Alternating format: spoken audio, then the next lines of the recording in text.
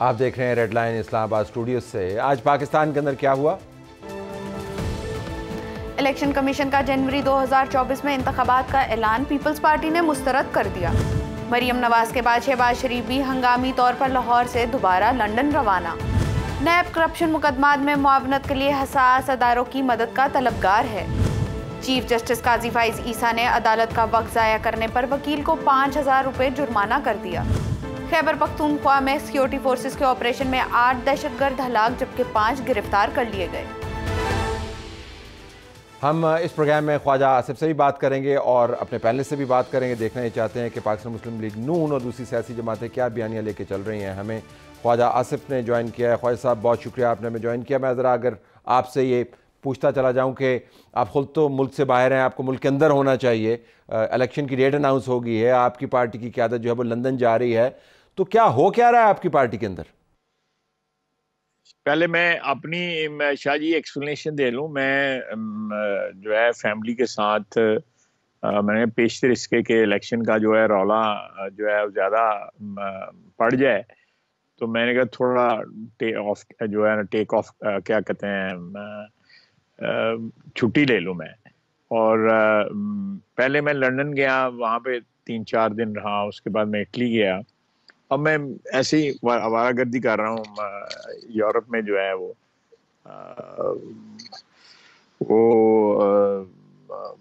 3-4 दिन में वापस आ जाऊंगा पाकिस्तान। लेकिन ये बात, मैं पहले लंदन था, लंदन में दो दिन मुलाकात हुई, बड़े मियाँ साहब से, शहबाज साहब भी थे वहाँ पे। अब वो वापस गए हैं। मेरा ख्याल है कि तेज़ी के साथ सूरत हाल पाकिस्तान में जो है वो इलेक्शन की तरफ जा रही है, और इसमें हमें आपस में जो मुशावरत है उसकी ज़्यादा ज़रूरत है पार्टी के अंदर जो है। और एक खुशाइंद बात यह है कि स्पेकुलेशंस जो हैं जो मुख्तलिफ हो रही थी, मसलन 2-3 रोज़ से ये स्पेकुलेशन हो रही थी कि मियाँ साहब हो सकता है 21 अक्टूबर को भी ना वापस आएँ, तो वो तो बिल्कुल कैटेगोरिकली उस स्पेकुलेशन को जो है रिजेक्ट करते हैं हम जो है। बिल्कुल इंशाल्लाह ताला मियाँ साहब 21 को वापस आएंगे।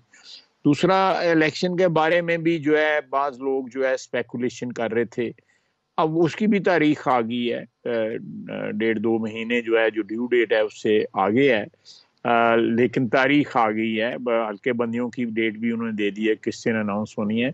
सो आहिस्ता आहिस्ता चीज़ें जो है ना वो सही सिमत की तरफ बढ़ रही हैं, क्रिस्टलाइज हो रही हैं, कोई शेप ले रही हैं। तो मेरा ख्याल है ये अच्छा शगुन है कि हम एक गुमगू की कैफियत से, एक अनसर्टन हालात से एक सर्टन हालात की तरफ मूव कर रहे हैं। This is how I look at the present situation. ये चले, ये तो हो गया, लेकिन आपकी जमात का बयानिया जो है वो हमें उसके ऊपर बात करनी है। इमरान खान की बात अगर आप करें तो उनकी जमात का बयानिया तो बड़ा वाज़ेह है। पीपल्स पार्टी जो है वो लेवल प्लेइंग फील्ड की बात कर रही है। नवाज शरीफ साहब ने 2 रिटायर्ड जनरल्स, एक रिटायर्ड चीफ जस्टिस और एक सर्विंग जस्टिस के बारे में बात की। मरियम नवाज ने उसको फिर डाइल्यूट किया उस मामले को। तो आपका एहतसाब का बयानिया होगा या रिकन्सिलिएशन का बयानिया होगा, क्या होगा?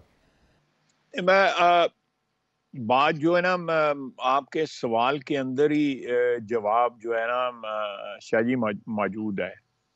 देखें, मियाँ साहब और हम लोग जो है ना सारे पिछले 4-5 साल में जो है ना मासो आए, पिछले जो 14 महीने गुजरे हैं, 2017 के बाद जो है ना एक टफ टाइम हमने जो है देखा है। उसको हम उसका गुगिला नहीं कर रहे, उसके ऊपर कोरोना पिटना जो है वो नहीं कर रहे सियासत में जो है। लेकिन पाकिस्तान में पहले इस तरह नहीं हुआ। पीपल्स पार्टी के साथ हुआ, जनरल ज़िया के वक्त बिल्कुल हुआ, बल्कि उनके जो कायद थे उनको फांसी लगाया गया। दहशतगर्दी का जो है वो निशाना जो है बीबी हुई, शहीद हुई। सो वो कंपैरिजन तो नहीं किया जा सकता, लेकिन मैं समझता हूँ कि एक चलती हुई मईशत को एक जो है वो एक्सपेरिमेंट के ज़रिए जो है उसको हटाया गया, और उसके बाद जो है अगर तो तजर्बा कामयाब हो जाता तो वो जो कुछ हुआ 2017-18 में, तो हो सकता है वो दाग धुल जाते। लेकिन वो दाग भी ना धुले, बल्कि दाग जो है और गहरे हो गए, जख्म और गहरे हो गए कि वो तजर्बा नाकाम हुआ। तो उसमें उस चीज को अगर देखा जाए तो ये गिले जो हैं वो जायज हैं कि इन लोगों ने, जिन लोगों ने वो तजर्बा किया, उस तजर्बे की पूरी 22 करोड़ नहीं 24 करोड़ अवाम इस वक्त जो है इस वक्त उसकी कीमत अदा कर रही है, और बड़ी भारी कीमत अदा कर रही है उस तजर्बे की। और उस तजर्बे का जो नुक्ता इंतहा था वो 9 मई था, कि 9 मई को जो मुल्क के साथ हुआ वो बड़े शदीद सियासी कशीदगी के हालात में भी इमेजिन नहीं किया जा सकता था। मुशर्रफ के वक्त, जनरल ज़िया के वक्त, या अयूब खान के वक्त जो है, या याह्या खान के वक्त नहीं किया जा सकता था, लेकिन हुआ। तो अगर मियाँ साहब उसकी को किसी वक्त जो है अकाउंटेबिलिटी की बात करते हैं, तो उसका दूसरा आपने जो सजेस्ट किया है कि रिकन्सिलिएशन की, मैं कहीं रिकन्सिलिएशन के मैं एक चीज जो है थोड़ी सी डिटेल में मुझे 2-2.5 मिनट दीजिएगा कि इस वक्त establishment since November last year we have new leadership over there, और जिस तरह वो लीडरशिप जो है उसकी वो प्रोसेस जो है वो भी हमारी तारीख का हिस्सा है कि वो लीडरशिप जो है किस तरह वो हैंडिंग ओवर, टेकिंग ओवर हुई। उसके बाद जो है अब दूसरी जो है लीडरशिप जो है वो अदलिया की हमारी जो है ना वो उसने टेक ओवर किया है, तो ये अच्छी बात है। अब जब इलेक्शन जब अनाउंस हो गए हैं तो मेरी उम्मीद है, मैं ख्वाहिश का इजहार कर सकता हूँ, अल्लाह ताला पूरी करने वाला है, कि पॉलिटिकल क़यादत भी ऐसी आए कि ये अदलिया की क़यादत, एस्टेब्लिशमेंट की क़यादत, पॉलिटिकल क़यादत, ये सारी जो है ना जो मलबा इस वक्त हमारा इकट्ठा हुआ है उस मलबे को साफ करें। तो ये जो करेक्टर्स हैं 2017-18 के ग्रीवेंस जो है, मैं बिल्कुल मियाँ साहब का ग्रीवेंस शायद 200 नहीं 200% अपनी जगह दुरुस्त है। इन लोगों को फिलहाल जो है वो मौरख के हवाले या तारीख के हवाले कर दिया ना, इन्होंने they have already lost all respect. जो कमांड करते थे जिन पोजीशनों में, अगर वो कमांड करते थे जिन पोजीशनों में थे, तो मैंने पाकिस्तान की 75 साल तारीख तो पढ़ी हुई है, बाकी तारीख भी पढ़ी हुई है। जिन लोगों ने जुल्म किए, जिन लोगों ने ये ज्यादतियां की, उन्होंने जरूर कीमत अदा की, जरूर कीमत अदा की है। मियां नवाज शरीफ ने बार बार कहा कि मैंने अपना मामला जो है अल्लाह पे छोड़ दिया है, इसको अल्लाह पे छोड़ दें। अच्छा, जनरल फैज़, जनरल बाजवा कौमी मुजरम है, ये बात राना सनाउल्लाह ने इसी स्क्रीन के ऊपर की, और नवाज शरीफ साहब ने जो एहतसाब का बयानिया उठाया वो भी हमारे सामने है। शहबाज शरीफ के जाने के बाद मैं जानना ही चाहूँगा स्पेसिफिकली कि आपकी कैंपेन, इलेक्शन कैंपेन के अंदर क्या इशू टेकअप करना चाहिए, और आप बतौर कॉन्स्टिट्यूंसी पॉलिटिशियन किस किस्म की कैंपेन जो है शेप अप होते देखना चाहते हैं? मैं शाह जी, ये ना होता तो मुल्क जो है वो पटरी पे चढ़ गया हुआ था, मुल्क में डेवलपमेंट शुरू हो गई हुई थी। एक एस्टेब्लिशमेंट के साथ मिलके हमने दहशतगर्दी को कंट्रोल किया। गवर्नर हाउस कराची में जो मीटिंगें हुई, जिनमें जनरल रहील थे, जिनमें DGISI उस वक्त के थे, DGMI थे, कोर कमांडर कराची होते थे, जरदारी साहब बैठे होते थे, तो हम ये तजर्बा जो है इसको आगे बढ़ाएं। ये जो इसको इस मुल्क को मेरे नज़दीक जो है इसको जो है कंसेंसस के साथ हमें चलाना पड़ेगा, और रिस्टोर करनी पड़ेगी। इसकी जो सेम्बलेंस है, इकोनॉमिक सेम्बलेंस और पॉलिटिकल सेम्बलेंस जो है उसको रिस्टोर करना पड़ेगा, उसके बगैर गुजारा नहीं है। ये जो तलखी हमारी रगो पे में जो है सरायत कर गई है पिछले 4 साल में, इसको डिसइंफेक्ट करना पड़ेगा। उसके बगैर कोई चारा नहीं है। हमें हमारे गिले जो हैं बिल्कुल बुझा हैं। मियां नवाज शरीफ का गिला जो है वो मेरा भी गिला है, सारे वर्कर्स का गिला है जो PMLN के साथ जो कुछ हुआ। लेकिन इस वक्त आम आदमी जो है, इस हवाले से कि आम आदमी को ये बयानियां हम दें कि अगर हमें ना रोका गया होता उस वक्त, ये जो जिन लोगों के आप नाम ले रहे हैं, इन लोगों ने जो है वो साजिश तैयार ना की होती, इमरान खान का प्रोजेक्ट लॉन्च ना किया होता, तो हम आपको उस वक्त भी डिलीवर कर रहे थे, और इंशाअल्लाह ताला दोबारा आके जनवरी के आखिर में फिर डिलीवर करेंगे। ये बयानिया हमारा होना चाहिए। नाज़रीन, ख्वाजा आसिफ की तो आपने बातें सुन ली। आइए अब ज़रा तजिया कर लेते हैं नून लीग के सियासी मामलात का। हमारे पास अबसार आलम साहब और कामरान यूसुफ दोनों मौजूद हैं। मजहबू साफ़ी, आप दोनों का बहुत शुक्रिया, thank you very much for being with us. Azma Bukhari Pakistan Muslim League Nawaz की तरफ से हमें ज्वाइन कर रही हैं लाहौर से। अज़मा, आपका भी शुक्रिया। मैं आपका वीलॉग का एक हिस्सा देख रहा था जिसके अंदर आपने एक सिटिंग खातून जज के को बुज़दार साहब का फ़ीमेल वर्जन करार दिया और आपने कहा कि इनको बाकायदा लाया गया था क्यू को जंप करवा के। ये आपका बयानिया होगा कि आपने जजेस को अटैक करना है, क्योंकि मियाँ साहब ने भी एक सिटिंग जज का नाम लिया है। तो अब सिटिंग जजेस जो हैं उनके ऊपर फ्रंटल अटैक आपकी सियासी बयानिए का हिस्सा होगा या क्या? बहुत शुक्रिया तलत साहब। नहीं, ऐसा बिल्कुल नहीं है। देखिए, एजाजुल एहसन साहब की जहाँ तक बात है, जो नाम मियाँ नवाज शरीफ साहब ने लिया, वो ज़ाहिर है उनकी, अब वो हमारी चॉइस तो नहीं है। मॉनिटरिंग जज लगाए गए थे, वो एक बाइस रखते हैं हमेशा नून लीग के ख़िलाफ़। उनके बारे में भी बहुत सारी बात की जाती है। उनकी कोई जो है वो शुरू से कोई मियाँ नवाज शरीफ साहब के साथ एक उनकी कोई मुखासमत है या क्या है, उसकी बात भी लोग करते हैं जो लाहौर के अंदर मुकामी लोग हैं। और जो है वो उनका एक बाइस हमेशा से नून लीग के ख़िलाफ़ नज़र आ रहा है। सो वो तो तारीख़ की एक हकीकत है। जहाँ तक मेरी बात है, तो अब उन्होंने एक सवाल ही ऐसा किया कि जिस पे कानून के एक तालिब इल्म होते हुए मतलब सारी दुनिया जो है वो हैरान रह गई कि जो है ये सवाल, आपको याद है ना, बुज़दार साहब ने एक दफ़ा कहा था कान में एक में आवाज़ आएगी कि दोनों में आएगी। तो कुछ ऐसा ही सवाल उन्होंने पूछ लिया कि जी अब फुल कोर्ट की अपील कहाँ जाएगी। इसके ऊपर गुजारिश ये है कि जो मैंने बहुत जो फैक्ट्स हैं वो बयान किए हैं। आपको याद होगा कि जस्टिस आयशा जो है उनके ऊपर बार काउंसिल्स ने एतराज़ किया था, हड़ताल भी हुई थी, बल्कि वो एक जुलूस और धरना लेकर सुप्रीम कोर्ट के बाहर भी आए थे और उन्होंने कहा था कि जी क्यों तोड़कर जो है ये आउट ऑफ टर्न ये अपॉइंटमेंट्स नहीं होनी चाहिए। और एक अपॉइंटमेंट नहीं है, बाय द वे, जो लोग सुप्रीम कोर्ट कवर करते हैं, जो रिपोर्टर्स हैं, आपकी भी नॉलेज में है बहुत सारी चीज़ें, बहुत सारे जजेस को जो है वो आउट ऑफ टर्न जो है वो सुप्रीम कोर्ट में अपॉइंट किया गया। ये बंदयाल साहब की मेहरबानी थी। अब वो उन्होंने जो है ये क्यों किया था, लेकिन बसद एहतराम अब आपके पास एक नया चीफ जस्टिस है जिसके बारे में आपका एतमाद का लेवल दूसरे जस्टिस साहिबान से बहुत ज़्यादा है, जिसके ऊपर अमूमन जो न्यूट्रल हल्के हैं वो भी बड़ा एतमाद करते हैं। मैं सिर्फ ये जानना चाहूँगा कि यह इत्तेफाक नहीं हो सकता कि उनके एक रिमार्क के ऊपर आप इतना बड़ा एक मुकदमा खड़ा करें कि उनको वो बंदयाल के ग्रुप से हैं और वो वाहिद जज नहीं है। आपने सही फरमाया, मौजूदा जो जस्टिस हैं उनमें से काफ़ी सारे जो हैं क्यू को जंप करके आए हैं। मेरा सिर्फ मुद्दा जानने का ये है कि जब इलेक्शन कैंपेन्स होंगी, जब आप लोगों से बात करेंगे, जब आप जल्द से जुलूस करेंगे, जब आप मीटिंग्स करेंगे, तो उसके अंदर भी क्या ये बातें सामने आएंगी या आपने सिर्फ ये एक वाक़े को के पेश नज़र एक रद्द अमल दे दिया अपने वीलॉग में?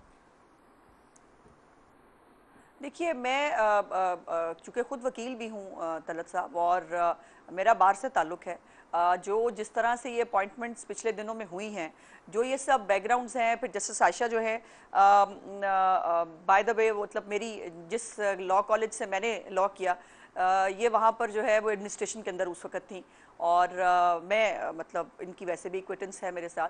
लेकिन मैं एक पाकिस्तानी शहरी हूँ, मेरा एक हक है कि, और ये लाइव ट्रांसमिशन ने दिखाया हमें कि हमने कैसे कैसे हीरे रखे हुए हैं इस वक्त। और ये जो जज साहबान हमें इंसाफ देना है, जो हमें जमहूरियत सिखाते हैं, उनके अपने इदारे में जमहूरियत नहीं है, जो जिन्होंने हमें इंसाफ देना है उनकी इंसाफ की अंडरस्टैंडिंग कैसी है वो आप देख रहे हैं। और ये इसके ऊपर किसी को अटैक करना मकसद नहीं है, मकसद ये है कि उन्होंने एक सवाल ही ऐसा किया जो एक लॉ नोइंग पर्सन के लिए, क्योंकि इन्होंने शौक का बायस था कि क्या एक सिटिंग सुप्रीम कोर्ट की जज खातून जो है, क्या उनको नहीं मालूम कि फुल कोर्ट क्या होती है, क्या उनको नहीं मालूम कि फुल कोर्ट की जो है वो कॉम्पोजिशन कैसे होती है और फुल कोर्ट वर्क कैसे करती है। और अगर उनको नहीं मालूम, और बाय द वे ये उन्होंने समात के शुरू में ये कमेंट दे दिया था, सो जिससे हमें मतलब ज़्यादा और इंटरेस्ट पैदा हुआ कि देखें तो सही कि अल्लाह पाक ने हमें इंसाफ देने के लिए कौन कौन से हीरे बिठाए हैं। पहले आपको पता नहीं JIT में हीरे इकट्ठे किए थे और अब हम यहाँ हीरे। मैं अबसार से पूछ रहा था, अबसार ये बयानिया आपको इसके खदोखाल अब नजर आ रहे हैं, हर जमात ने एक बयानिया लेके चलना है। PTI का बयानिया तो बड़ा वाज़ेह है, इंतखाबात की डेट के ऊपर इन्होंने कह दिया कि ये गैर आइनी और गैर कानूनी किस्म की डेट है, 90 दिन के अंदर इंतखाबात होने चाहिए थे। People's party level playing field की बात कर रही है, और ये मैंने ख्वाजा आसिफ से भी इसका जिक्र किया। नून लीग की तरफ से आपको लगता है कि अब ये बयानिया होगा कि जी ये लोग जो हैं हमारे टॉर्मेंटर्स हैं, इन्होंने हम पर जुल्म किया है, हमें इंसाफ नहीं मिल रहा है, प्लेइंग द विक्टिम? ये लगता है कई दफ़ा ऐसा हुआ, लगता है कि यही होगा, फिर लगता है कि नहीं है यही। तो अभी पता नहीं फाइनल बयानिया क्या बनता है, इंतखाबी मुहिम शुरू होगी तो पता चलेगा। लेकिन एक बात बहरहाल मैं इस पर बहुत क्लियर हूँ, let me be devil's advocate for a change. जो ट्रोलिंग हो रही है जस्टिस आयशा की, मेरे ख्याल में वो मुनासिब नहीं है और वो नहीं होनी चाहिए। इस तरह वो सुप्रीम कोर्ट की जज हैं और उन्होंने पाकिस्तान की चीफ जस्टिस भी बनना है। जब उनकी बारी आएगी तो पहली पाकिस्तान की खातून चीफ जस्टिस वो होंगी, तो बड़ा मुकाम होता है चीफ जस्टिस का। तो इस लेवल पे अगर उनकी ट्रोलिंग शुरू हो जाए तो ये इंतहाई गैर मुनासिब बात है। लेकिन बदकिस्मती से जब हम हक़ाइक़ की तरफ देखते हैं तो इसका मौका देखना है हमें कि क्यों हुआ, क्यों ये मौका मिला। और मैं उसमें मैं सईद चौधरी साहब सहाफ़ी हैं लाहौर के, मैं उनको ज़ाती तौर पे नहीं जानता, मैंने उस्मा का नहीं देखा वीलॉग इन्होंने जो भी किया है, लेकिन मैंने वो देखा है सईद चौधरी साहब का जो है, और उसमें जो बातें की गई हैं ना तलत साहब, वो बहुत ही ख़तरनाक है।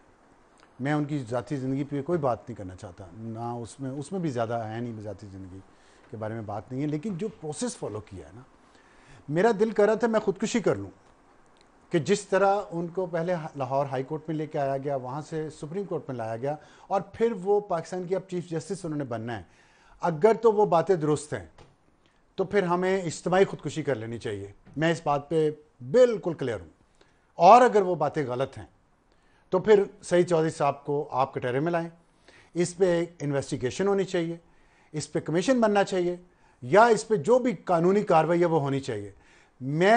मेरा सर शर्म से झुकेगा अगर पाकिस्तान की सुप्रीम कोर्ट के किसी जज पे, उसकी अपॉइंटमेंट पे और उसकी तरक्की पे उस तरीके से जिस तरह हुई है, तो तलत साहब आप वो सुने और आप खुद शर्म ना महसूस करें तो मुझे कॉल करके बताइएगा कि अब सर मुझे तो कोई शर्म नहीं आई, मुझे तो आई है। और फिर उन्होंने चीफ जस्टिस बनना, मुझे यकीन शर्म आएगी जब ये एस्टैब्लिश हो जाएगा जी उनकी जो बातें हैं, तो कैसे होगा, सच्चाई पर मबनी है। चीफ जस्टिस साहब मौजूद हैं, वो उसका नोटिस ले सकते हैं, उन्हें करना चाहिए। कोई शहरी आप जैसा जो है जिसके दिल पे इतनी चोट लगी है, वो सुप्रीम जुडिशियल काउंसिल के अंदर रेफरेंस का मामला भी उठा सकता है। तो there various ways to basically. एक और रास्ता भी है कि उन्होंने तो इल्जाम लगा दिया ना, सईद चौधरी लाहौर में रहते हैं, वो अमेरिका में तो नहीं भागे हुए, तो आप उनके खिलाफ केस कर दे, जज साहब उनके खिलाफ केस कर दे, सुप्रीम कोर्ट उनको 100 मोटर लेके बुला ले, ये भी तो हो सकता है ना। हाई कोर्ट ने उनको 100 मोटर लेके अच्छा, हम थोड़ा सा ड्रिफ्ट करके जरा मैं कामरान साहब से बात करूंगा, मुझे एक ब्रेक में जाने दीजिए, ब्रेक में जाने के बाद हम वापस आएंगे इसके ऊपर कि क्या ये तमाम मामलात सियासी पंडाल में आएंगे, जजेस के ऊपर अटैक, जजेस की ट्रोलिंग, हम बहुत बड़े विक्टिम हैं, हमारे साथ ज्यादती हुई। मियां नवाज शरीफ जब वापस आके कैंपेन शुरू करेंगे तो नून लीग के बयानिए में तड़ डालने के लिए या उसको तड़का लगाने के लिए ये सारी बातें होंगी या नहीं होंगी, ये ब्रेक के बाद हम डिस्कस करेंगे। नून लीग क्या बयानियां लेके चलेगी, कामरान नजरा आपका तजिया ले लेते हैं। अबसार ने तो एक पैराए में बयान किया कि जी जस्टिस साहिबा का जो एलिवेशन का प्रोसेस है वो क्या है, लेकिन अगर आप सियासी तौर पर देखें तो क्या नून लीग की सियासी स्ट्रेटजी में जजेस पर अटैक, विक्टिमहुड प्ले करना, ये आपको नजर आता है? देखिए, अगर तो वो एंटी एस्टेब्लिशमेंट बयानियां नहीं लेंगे तो फिर कोई ना कोई बयानिया तो उन्होंने अपनाना है, कोई ना पंचिंग बैग, कोई ना कोई तो चाहिए। तो फिर you can't rule it out, ये हो सकता है और ये भी हकीकत है अपनी जगह पे। और ऐसा नहीं है कि PMLN हो सकता है कि उनके लेजिटिमेट कंसर्न्स भी हो, नॉट पर्टिकुलरली जिन जज साहबा की बात हो रही है, इससे पहले भी साकिब निसार हो गए, आसिफ खोसा हो, बंदयाल साहब हो, उनके खिलाफ इवन के जो सिटिंग अभी इजाजुल एहसन साहब हैं उनके खिलाफ भी नाम लेके बाकायदा तौर पर उनको टारगेट करते हैं। तो ये कोई अचंभे की बात नहीं है। आई थिंक मेरे लिए जो सबसे इंपॉर्टेंट बात है, अगेन वही जो डिस्कशन भी हो रही है कि थोड़ा सा उन्होंने जब मियाँ साहब ने इतने अरसे के बाद अगेन थोड़ा सा नाम लिया तो शायद ये कंसर्न पाया जाता है कि क्या वो दोबारा से वही वोट को इज्जत दो वाला, क्या वो एंटी एस्टेब्लिशमेंट वाला जो बयानिया है वो अपनाने जा रहे हैं। कंसर्न पाया जाता है, ख्वाहिश पाई जाती है, उम्मीद पाई जाती है, क्या है कंसर्न से मुराद? मतलब ये है कि देखें ना, वो जो 48 घंटों के अंदर छोटे मियाँ साहब को जब दोबारा बुलाया गया है और कहा यही जा रहा है कि शायद कुछ ऐसी बातें तो शहबाज साहब को थरथली बड़ी जल्दी पड़ जाती है, ये भी देखें ना, उनको थरथली पड़ गया कि हाँ ये भी मुमकिन, तो थरथली डालने के लिए किया हो ये भी हो सकता है। अभी पूछते हैं अजमत साहब ऐसे थरथली पड़ी है, थरथली डाली है। तो इसलिए आई थिंक कोई ना कोई बयानिया तो PMLN को चाहिए, क्योंकि जिस तरह इमरान खान साहब को इक़्तिदार से निकाला था तो उनको अमेरिका या एस्टैब्लिशमेंट का चाहिए था, क्योंकि कारकर्दगी के ऊपर तो वो ऑब्वियसली वो नहीं कर सकते थे। इसी तरह से PDM की जो 16 माह की कारकर्दगी रही है, कम अज़ कम मुआशी एतबार से कोई बड़ा गुल तो नहीं उन्होंने खिलाया कि उसके ऊपर वो अवाम में जाएंगे और उनसे वोट मांगेंगे। वो यही विक्टिमहुड खेलेंगे और जो भी इस तरह का कार्ड उनको मिलेगा तो आई एम श्योर कि वो खेलने की कोशिश करेंगे। अजमत के पास चलता हूं। अजमत साहब, ये जो कॉम्पोजिशन है जजेस की, चीफ जस्टिस अब निकाल कर, ये उस वक्त भी मौजूद थी जब आपकी हुकूमत मौजूद थी, और ये उस वक्त भी मौजूद थी कि जब आपके लॉ मिनिस्टर ने जज साहिबान की रिकमेंडेशंस को अकोमोडेट किया, 2 जज साहिबान की उन्होंने अपॉइंटमेंट की और फिर पब्लिकली एक मरतबा नहीं 2 मरतबा हाथ जोड़कर माफ़ी मांगी। तो आप उस वक्त तो खामोश रहे। तो मुझे ज़रा हैरानी हो रही है कि अब इलेक्शन के करीब आपको एकदम डिस्कवर हुआ है कि किसी की एलिवेशन कब हुई और किसके अंदर क्या खामियां।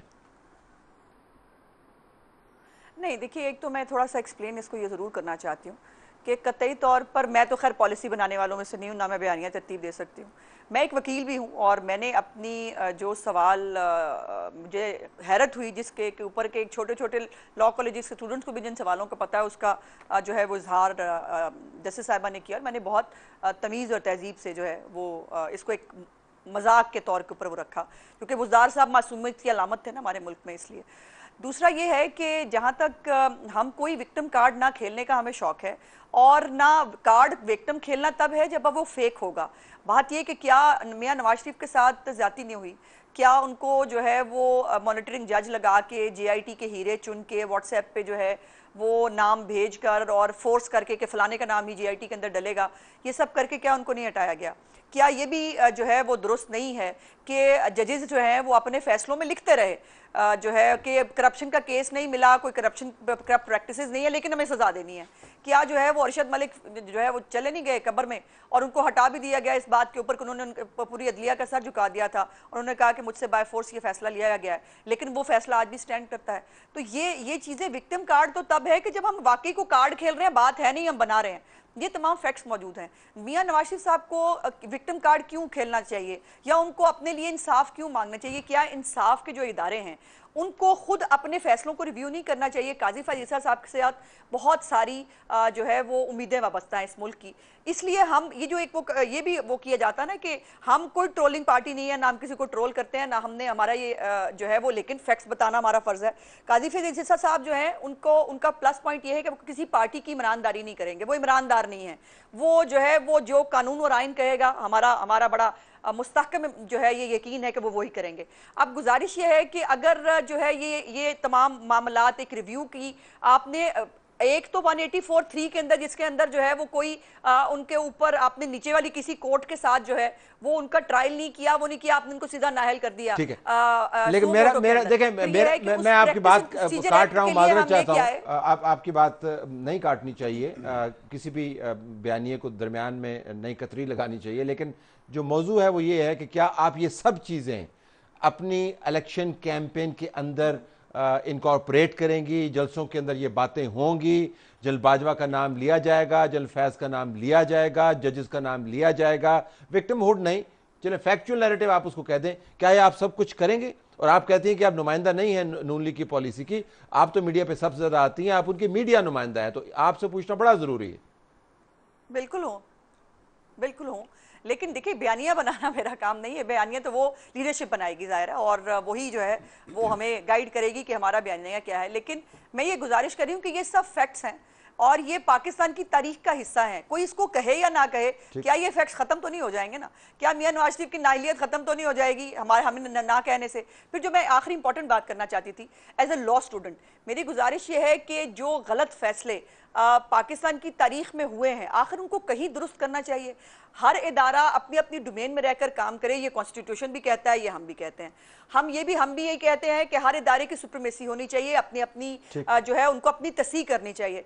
तो अदलिया के अंदर जो गलतियां हैं, जो रीराइटिंग ऑफ द कॉन्स्टिट्यूशन है, जो आपने ख्याली तनख्वाह के ऊपर ब्लैक स्ट्रॉ डिक्शनरी से आपने एसेट की डेफिनेशन ली थी, जो आप जो है आप आवाम को ये बताएंगे कि नहीं आप आवाम से आवाम राब्ता मुहिम में ये बातें करेंगे? बताना चाहिए, आवाम का हक है। तलत साहब, ये आवाम का हक है, उनको पता चलना चाहिए। और बहुत सारी चीजें जो अभी तक सामने नहीं आई वो भी आनी चाहिए। मेरी राय तो ये है, अगर मुझे को मेरी पार्टी राय पूछेगी, मेरी राय है कि सब कुछ सामने आना चाहिए। अब सर ये रेजोनेट करेगा लोगों के साथ? बीच में और भी बहुत कुछ हुआ, उसकी तफसील में हम नहीं जाते हैं। हुकूमत भी बनी, इमरान खान को फारिग भी किया गया, केसेस भी फारिग हुए, रास्ते साफ भी किए गए, बहुत कुछ हो गया ना बीच में। सिर्फ एक ही काम तो नहीं हुआ। ये विक्टिमहुड अवाम के साथ रेजोनेट करेगा जी? सड़ना बड़ी ज्यादा हुई जी, देखो इससे मासूम है के साथ, मतलब ये इस तरह की बात है। चैलेंज है, बहुत बड़ा चैलेंज है इसको अवाम को ये सेल करना कि हम विक्टिम है, क्योंकि पिछले 16 महीने में जो कुछ हुआ है और जितनी महंगाई है उसकी वजह से एक victimhood they could have played अगर ये 14-15 महीने ना होते तो, हुकूमत ना की हुई होती तो। और इसमें दो चीज़ें बहुत अहम हैं।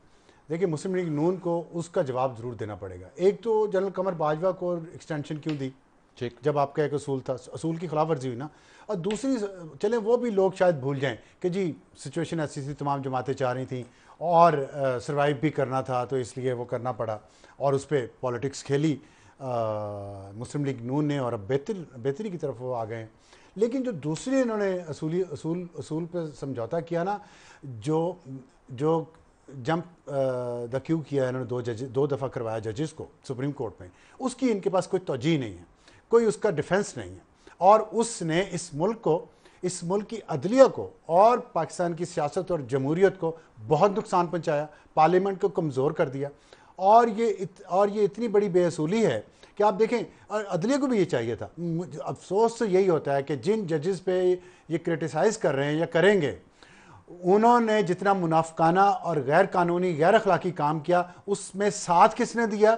PDM की गवर्नमेंट ने। देखें, अगर कितनी बड़ी ये मुनाफकत है, तला साहब इसको मुनाफकत ही कहा जा सकता है। और मैं क्या कहूँ, हमने तो लफ्ज़ नहीं बनाया ना जी। मैंने नहीं बनाया। चीफ जस्टिस साहब कहते हैं कि मेरे लिए तो ये असूल और कानून हो कि मैं सबसे सीनियर हूँ, इसमें मेरिट कोई नहीं है, कोई मेरिट ना देखें आप, मैं सीनियर हूँ, मुझे चीफ जस्टिस साहब बना दें, चाहे 17 दिन के लिए बनना हो मैंने, तो उसको चीफ जस्टिस बना दिया जाता है असूल के तौर पे। अब आपने हाई कोर्ट से सुप्रीम कोर्ट में लेके आना जज को, वहां कहते हैं नहीं कैपेबिलिटी भी होनी चाहिए। वो जो चौथे नंबर पे है ना, वो मुझे बड़ा अच्छा लगता है या लगती है, इसलिए वो मेरिट पे भी है। भाई वहां मेरिट है तो चीफ जस्टिस के लिए मेरिट क्यों? Okay, let me go to Kamran on this. So Kamran, अवाम इस वक्त विक्टिम है, महंगाई के विक्टिम है, इन्फ्लेशन के विक्टिम है, अनएम्प्लॉयमेंट के विक्टिम है, मुआशी नमूद ना होने के विक्टिम हैं, गैर यकीनी के विक्टिम हैं, इंतखाबात लेट होने के विक्टिम हैं। लोगों का विक्टिम हम हुड बहुत है। अब एक क़यादत आती है जो कहती है हमने आपको बचाना है, और वो साथ ये भी कहती है ये देखना जी सड़ना ज्यादा की नहीं है, देखना जी हम कितने मजबूर थे, देखना जी हमें पहले तो इंसाफ दें। और लोग कहेंगे आपने हमें इंसाफ लेके देना है कि आपने पहले खुद इंसाफ लेना है। जो खुद इंसाफ नहीं ले सकते वो हमें इंसाफ क्या देंगे? Your take. देखिए, मैं अब्सार साहब की बात को आगे बढ़ाऊंगा कि ये इनका बयानिया बिल्कुल अवाम में बिक भी रहा था और बिकता अगर जनरल बाजवा और इमरान खान की लड़ाई में ये ना कूदते। ठीक, एज ए स्पेक्टेटर बैठ के तमाशा देखते और इक़्तिदार इनकी झोली में आ जाता। जब इन्होंने कॉम्प्रोमाइज़ कर लिया तो आई थिंक वो अब बयानिया बहुत पीछे रह गया, जनरल बाजवा, जनरल फैज़ वाला।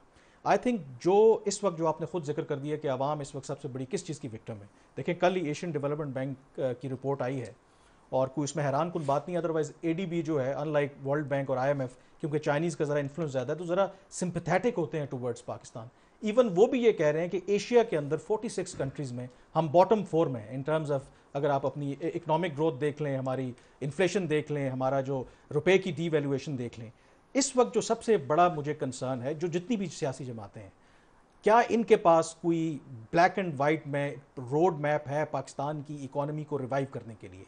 अगर किसी जमात के पास है बिल्कुल क्लियर कि अगर वो इक़्तिदार में आएंगे क्या क्या वो स्टेप्स लेंगे कि पाकिस्तान को इस मुश्किल से निकालना है, वो अगर कोई अपना नैरेटिव बनाने में कामयाब हो जाए, आई थिंक वो अवाम में बिकेगा। लेकिन अगर आप वही पुराना राग अलापते रहेंगे जी कि हमारे साथ माजी में ये हुआ था, माजी में हमने दूध और शहद की नहरें लेके आए थे, मेरा नहीं ख्याल कि अवाम उस तरफ अब जाने वाला। अब सारा पॉइंट फिर कामरान ने जो कहा है ना, बयानिया पीछे रह गया है। जनरल बाजवा और फैज़ ने जो करतूतें की हैं इस मुल्क के साथ, मैं नहीं समझ सके बयानिया पीछे रह गया। उसकी वजह यह है कि अगर ऑनेस्टली मुस्लिम लीग नून या कोई भी सियासी जमात इस बयानी को आगे लेके चलेगी, क्योंकि तलत साहब पिछले 11-12 साल में इस मुल्क में जो कुछ हुआ है इसका एक क्लोजर होना चाहिए। ठीक, उसका ये मतलब नहीं है कि इनको पकड़ के फांसी पे लटका दें, जेलों में डाल दें, ये ज़रूरी नहीं है, इंतकाम नहीं लेना चाहिए, लेकिन क्लोजर किसी न किसी तरीके से ज़रूर होना चाहिए। और वैसे क्लोजर होता कैसे? मैं बताता हूँ आपको, क्योंकि देखें middle of the road closure बताओ ना। Middle of the road closure मतलब नहीं, ground middle of the road closure होगा तो गाड़ी ऊपर से गुजर वही मैं कह रहा हूँ ना। नहीं, वो क्या करना, बात है कि ग्राउंड रियलिटीज ये हैं कि या तो आप इनको सजा दे लें, वो नहीं दे सकेंगे, ठीक, लेकिन इसका ये मतलब नहीं कि क्लोजर ना हो। क्लोजर कैसे हो सकता है कि ये लोग अपनी गलतियां तस्लीम करें सबके सामने और तौबा करें, इदारा जाती सतह पे, इंडिविजुअली नहीं, खाली कम अज कम तौबा तो करें। कहते जी हमें माफ कर दे, माफ कब करें जब आप माफी मांग नहीं रहे, लेकिन मैं माफ कर दूं। जनरल बाजवा ने अपना जो आखिरी खिताब था तौबा तो की थी, नहीं तौबा की, तौबा से मुराद ये कि उन्होंने एक्नॉलेज किया था, उन्होंने एक्नॉलेज एस्टैब्लिशमेंट जो है माफी इंटरफेयर। और देखिए कामरान, ये कह देना मैंने किया है ये तो बदमाशी है ना। बात ये कि मैंने किया, मैंने गलत किया, मुझे माफ कर दें, आइंदा मैं नहीं करूंगा। इतना तो कौम को ये वो करते हैं कि नहीं करते? पूछते हैं अजमत साहब कि आप उनसे एक माफी मंगवाना चाहते हैं, उनको आप कटहरे में खड़ा करना चाहते हैं, फिर ये मुल्क आगे बढ़ेगा। और जिस स्क्रीन पर आप मौजूद है, मैंने ख्वाजा आसिफ से भी बात की, वहां पर राना सनाउल्लाह साहब 3-4 दिन पहले जलवा अफरोज थे, उन्होंने कहा कि ये अवामी मुजरम हैं।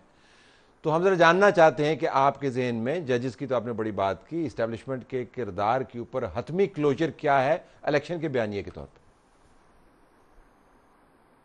देखिए ये इसका यकीनन, देखिए बहुत दिनों बाद नवाज शरीफ साहब स्क्रीन पे आए हैं कुछ दिन पहले, और उन्होंने इसके ऊपर दोबारा जो है री एम्फसाइज किया है, तो यकीनन इसके बारे में अगला जो है वो हमें इंतज़ार करना चाहिए कि वही इसका क्लोजर भी बताएंगे, बिकॉज वही इस वक्त पाकिस्तान के सबसे सीनियर और सबसे ज़्यादा मुतासर जो है वो प्राइम मिनिस्टर हैं। पहले तो बात यह है कि ये जो है ना वो ये कहना कि जी वो आप किसी को इंसाफ नहीं लेके दे सकते, तो आपको आप खुद के लिए इंसाफ नहीं ले सकते, नहीं ले सकते सियासतदान इस मुल्क के अंदर। इसमें कौन सी दूसरी मतलब कोई रॉकेट साइंस है, या मैं इसके अंदर जो है मैं लेफ्ट को राइट कह दूं और आप मान लेंगे? नहीं ले सकते। और जो है वो आप लेकिन हमें कम से कम जो है इसका कोई हल निकालना चाहिए। जैसे मियां साहब ने कहा कि ये जो अभी आप देखिए, आप बड़ी आसानी से आप लोग 16 महीने याद कर लेते हैं, 3.5 साल आपको भूल जाते हैं, और अब 16 महीने में ये याद नहीं रहता कि उसके अंदर कितने धरने थे, उसके अंदर कितने झूठे फायरिंग के प्लॉट थे, उसके अंदर कितनी नफरत अंगेजी थी, उसके अंदर कितनी असम्बलियां तोड़ना था, उसके अंदर कितना पाकिस्तान के अंदर रैपिड एक्सेस को जो है वो बंद करने की धमकियां देना था, बल्कि लोगों को कहना था सैलाब ज़दगान को भी पैसे ना भेजो, वो IMF को प्रोग्रामों को फोन कराने थे, उनको लेटर लिखाने थे कि पाकिस्तान को IMF का प्रोग्राम ना दे। तो ये तमाम हालात के अंदर नून लीग ने हुकूमत की है ना, या PDM ने हुकूमत की है, इस बात को समझने की जरूरत है। माजरत के साथ आपने फिर वही बात करेंगे, बिल्कुल करेंगे, आपने फिर वही शुरू कर दिया। अब 14 महीने के अंदर भी आपने वो विक्टिम प्ले करना शुरू कर दिया। जी हमारे पास तो कुछ भी नहीं था। नहीं तो है, नहीं हम विक्टिम नहीं है, पूरा पाकिस्तान की रियासत विक्टिम रही है। तलत साहब आप कमाल कर रहे हैं, मतलब पूरी पाकिस्तान की रियासत जो है एक शख्स ने अपनी उंगली पर नचाई है, वो पूरा पाकिस्तान विक्टिम रहा है। पाकिस्तान की खारजा पॉलिसी विक्टिम रही है, पाकिस्तान की मौशी पॉलिसी विक्टिम रही है, पाकिस्तान के अवाम विक्टिम रहे हैं, पाकिस्तान के इदारे विक्टिम रहे हैं। कौन विक्टिम नहीं रहा? उस आदमी कौन शख्स था जिसने किया? और जहां ये हालात हो, यहाँ फितना फसाद हो, इमरान खान, इसमें तो कोई दूसरी राय नहीं। खुद ही कर रहा था, कैदी नंबर 804 उसने जो मुल्क के अंदर आग लगाई है, नहीं वो खुद ही कर रहा था क्या? वो इतना फसाद किया, जितने भी उसके साथ हैं, कौन थे? मुझे ये तो देखिए, ये तो इदारों को पता करना चाहिए ना, ये तो इदारों को पता करना चाहिए ना कौन कौन थे। मोड़ काट गई ना अब यहाँ पे, उन सबको सामने लाकर मोटरवे से उतर गई ना, आप GT रोड पे चले गए, सबको सजा देनी चाहिए।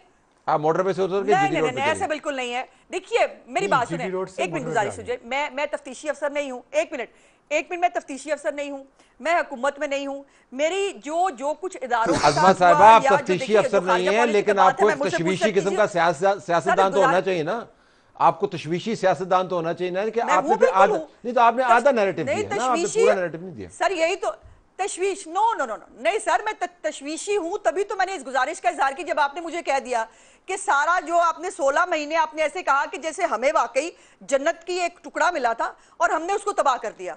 हमने पाकिस्तान को डिफॉल्ट जो है वो बैरूनी अदायगियां नहीं हो पाएंगी, ये क्या ब्लूमबर्ग नहीं कह रहा था, ये क्या जो है मूडीज नहीं कह रहा था, नहीं कर पाएंगे, पेरिस क्लब जाएंगे, ये करेंगे वो करेंगे, हमने वो भी सर्वाइव कर लिया। तमाम तर साजिशों के बावजूद, तमाम तर दंगे फसाद के बावजूद, इसको अगर आप मैटर नहीं करते और आपको अभी लगता है कि 16 महीने की हुकूमत पे बात करनी चाहिए, वो तमाम साजिशों के बावजूद है कि 3.5 साल जो वो जन्नत की हमें टुकड़ा देके गए थे, जिसमें शौकत तरीन खुद चार्जशीट करता था इनको। शौकत तरीन की वो स्टेटमेंट तो निकाले ना, जो कह रहा था बिजली का हमें यूनिट भी 36 रुपए पे ले जाना है, लेनी भी 60 रुपए पे ले जानी है। ये हम तो करके नहीं आए थे, ये शौकत तरीन करके आया था। पाकिस्तान के अवाम को पता है। मुझे अपने पैनलिस्ट से जरा यहाँ से पूछने दीजिए, जब ये व्यूअर ये बातें सुन रहा होगा और वो वोटर भी है और हो सकता है वो middle of the road voter हो, फिलहाल वो डिसाइड करना चाह रहा हो को किस तरफ से स्विंग करना, टू अर्ली राइट नाउ, लेकिन कुछ ना कुछ ओपिनियंस फॉर्म हो जानी चाहिए। तो 2017 में भी ज्यादती हुई, 16 महीने की हुकूमत आई, उसके अंदर भी ज्यादती हुई, सियासतदान मुहैया नहीं कर सकते रिलीफ, ये हकीकत है और हकीकत है। लेकिन जिनको आपने उम्मीद दिलवानी है वो कैसे इसको मिडिल ऑफ द रोड, आपने बहुत अच्छी बात की। मिडिल ऑफ द रोड जो वोटर है ना, देखें जो मुस्लिम लीग नून के साथ है उसके साथ रहेगा, जो पीटीआई के साथ है उसके साथ रहेगा। मिडिल ऑफ द रोड जो वोटर है ना, उसको जिस पार्टी ने कन्विंस कर लिया वो जीत जाएगी। मैसिव नंबर है जो नया वोटर नंबर 2 से 2.5 करोड़ तो वो वोटर है सिर्फ जो पहली दफा वोट डालेगा, और जीतेगी वही जमात जो उस नौजवान वोटर को, जिसकी तादाद तकरीबन 60% है पाकिस्तान में इस वक्त, 35 साल से कम जो है, उनको आप मुस्तकबिल का रोड मैप देंगे, उम्मीद दिलाएंगे कि हाँ, और वो मॉडर्न लाइंस पे होनी चाहिए। खाली नारे नहीं, 1 करोड़ नौकरियां दे दूंगा, 300 डैम बना, ऐसे ना हो। प्रैक्टिकल चीज़ हो और ऑथेंटिक हो और उस पर काम शुरू लोगों को नज़र आए कि ये कर सकते हैं।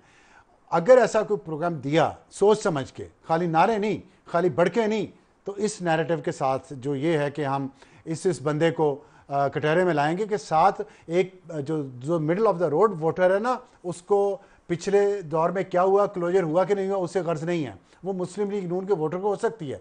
मिडिल ऑफ द रोड के लिए आपको प्लान देना कि भाई आपको रोजगार मुहैया करना, मरबूत प्लान हो जिसमें एहतसाब भी हो, जिसके अंदर उम्मीद भी हो, बिल्कुल, और जिसके अंदर मुआशी प्लान भी हो। नहीं, ये नहीं, ऐसे नहीं होगा।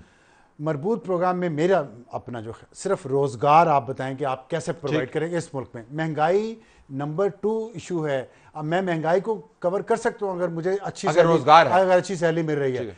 इदारा अगर एहतसाब, ये क्या नाम है इसका, नैब, नेशनल अकाउंटेबिलिटी ब्यूरो, अगर ये अपना काम सही कर रहा है तो हुकूमत वक्त का भी एहतसाब करे। अदलिया अपना काम सही तरीके से करे तो मैं नहीं समझता अगली हुकूमत 5 साल पूरे कैसे ना करे।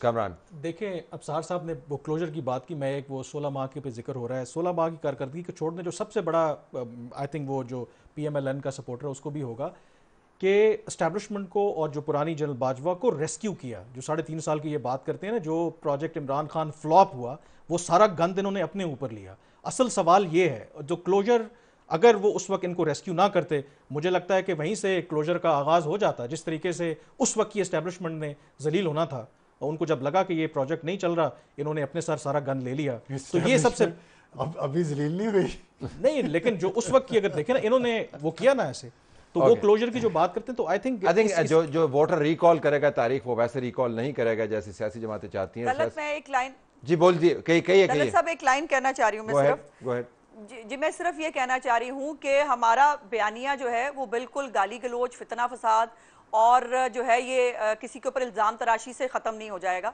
हमारे बयानिए में उम्मीद है, हमारे बयानिए में खुशहाली की जो है वो पूरा एक रोड मैप होगा। हमारे बयानिए में वो जो हमने मुल्क में 2013 में भी कहते थे लोड शेडिंग खत्म नहीं होगी, हो गई ना। Aisha will beg to disagree with you at this point in time. I have to leave it there. Thank you very much for being with us.